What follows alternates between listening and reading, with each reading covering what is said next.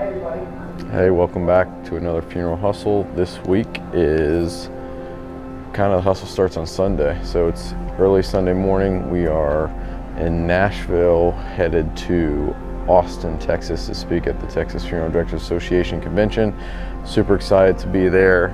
Got a couple hour jam session talking about social media again and the presence as in the funeral profession. One of the things that I really want to touch on this week as we speak in Texas, and then later this week we're going to Indiana to speak at the Indiana Funeral Directors Convention. One of the things cool we're doing there is an hour-long Q&A is after the presentation, so that should be pretty awesome.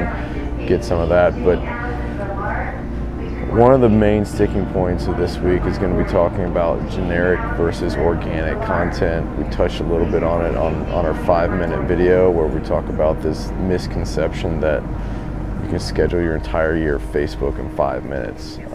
So I think you know how I feel about that, but you know, content for the sake of content is not doing social media. It's not what's going to take the end user from here to here. It's not the value proposition. It's not the ticket to driving leads, to driving more business, to driving engagement. Generic content is just content for the sake of content. Some of it is okay, but if that is your complete strategy, is just automating generic content, you're not going to win the game. The game is played in the organic content that you're creating, the internal content about you, about your firm, who you are, what you do, your staff, the things you're doing in the community. The organic content is what's going to drive the user from here to here through the engagement. That's where we're creating relationships, that's where we're creating value. So I'm going to touch on that quite a bit this week so you get some inside look at that. But I think the thing I'm most excited about this week is the hour-long Q&A jam that's going to happen in Indiana. So pretty excited to be there, really excited about that Q&A, but it's just another week of another hustle. And it happens to be that this week starts on Sunday.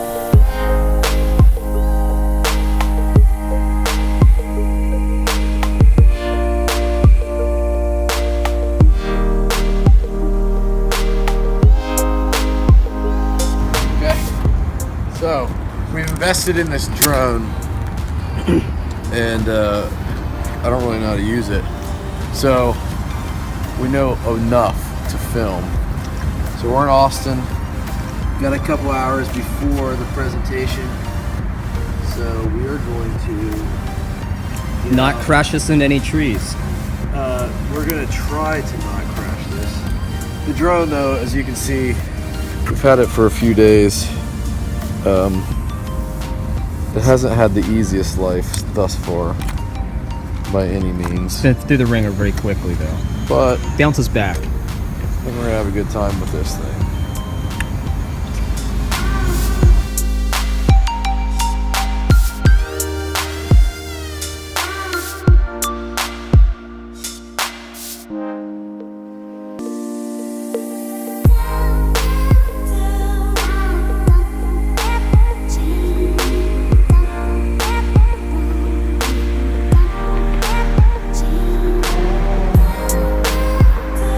Thank you. Thank you for having me. How many of you, just for some context, have no idea who I am, never heard me speak? Yeah, that stuff. Ouch. All right. So, and this was 2009, I really started talking about social media in the death care space. The very first video I ever put online, I was in a t-shirt and a backwards hat and absolutely got just murdered by every reader on Connecting Directors. I didn't look like a funeral professional, didn't look the part. Why would they listen to me? Because I didn't look like a funeral director. It's my personal opinion that if you're spending dollars marketing, you're spending time marketing, you should be getting some sort of return and ROI from that marketing. Would you agree? Absolutely. And then we absolutely measure everything that we do. One of the reasons I love social media is because every action is measurable. We know where somebody's coming from, how they're engaging with content, what content they like to engage with, what time of day is best to post. We can target them in a number of different ways that are very, very granular, so we're hitting the exact customer and consumer that you want to market to. So analytics is very, very important to us. We spend a lot of time with our clients showing the ROI of the money that they're spending. When we have clients spending, we have one client that we just started working with a few months ago that prior to us was spending $55,000 a year on print marketing, primarily through Yellow Pages and newspaper. In the last 12 months, how many times have you opened up Yellow Pages to get a phone number? We market in ways that we don't even engage ourselves because we're very romantic about what used to work. So again, the recap, 21-day Facebook ad test, $475 spend, 15 leads, over $26,000 in sales. That's a 54 times return per dollar spent. Are any of you driving any leads with a 54 times return per your money spent? No, I didn't think so. Is this duplicatable with any funeral home? 100%. We're able to do it all over the place. Our clients that spend about $500 a month in Facebook ads to drive leads are averaging around $10,000 to $15,000 a month in sales from Facebook ads. So you spend 500, on the low end you get 10 grand back. Pretty good investment. The right things have to be in place for that to happen, right? They gotta listen to us. We've gotta do organic content. They gotta engage. They gotta be involved in the social media process. We ask 30 to 45 minutes of our clients' time a month. So it's not a lot of time. We're able to operate and do what we need to do. They take our ideas, they run with them. We help them, we create the content for them. We're able to drive leads with it. It's not just goodwill marketing. If you're not driving leads through social media, then you're doing it wrong. Plain and simple. If all you're doing is automating your obituaries and every 5 obituaries and you throw up a post that links back to the pre-need form on your website, no one's gonna click on that and go to your website and fill out your pre-need form. They're just not going to. Obituaries are the single least engaging piece of content that funeral homes put out on social media, period. Families will share them, they'll get engagement on the family page. They're not gonna get much engagement on your page unless it's a dignitary, someone really important in town, or a young person. Other than that, no one cares about 88-year-old Janet. They don't. It's sad, but it's the truth. They're not gonna engage with the content. So, good for you. However, everything you're talking about Yeah. is what we need to be doing. Right. We have Facebook pages for all 3 locations. Why a lot of the Yeah. generic content doesn't work. Right, and the whole telling your story and being transparent, Yep. and seeing you as a person being able to identify. That's what I was like, that's what we want to do. Yep, 100%. So And you, you you use a lot of videos, right, to tell Yeah. story in smaller segments. Yep. And it's so cool too because most of our clients like have video, we can't afford video. It's not expensive. We don't need production. Right. Like get an iPhone, put it on a tripod. For $10 you can get a lapel mic off of Amazon. You have good audio, HD video. We can edit it, shoot it.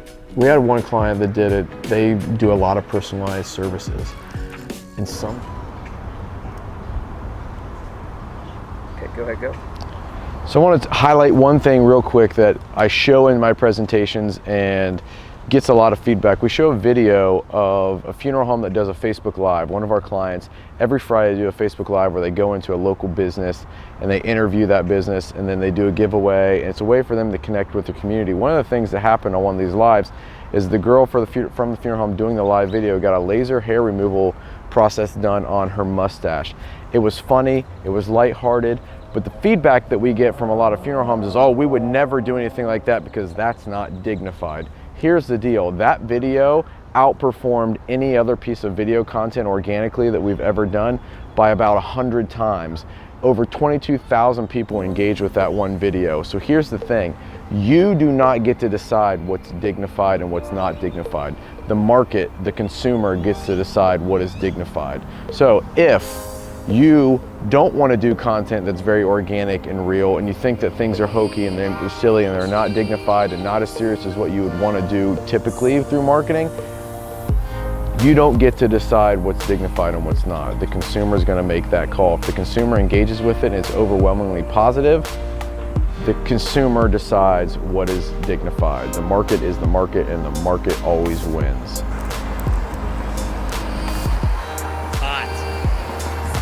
Austin, you are a beautiful city with a lot to offer. This is an absolutely awesome place for a conference, for meetings, for business. There's so much going on, so much to see, but we're out. We're gonna head to the airport, fly to Ohio. Tomorrow morning, we drive to Indiana. We have dinner tomorrow night and then speak for 2 hours at the Indiana Funeral Directors Convention. So Austin, we love you, we're out.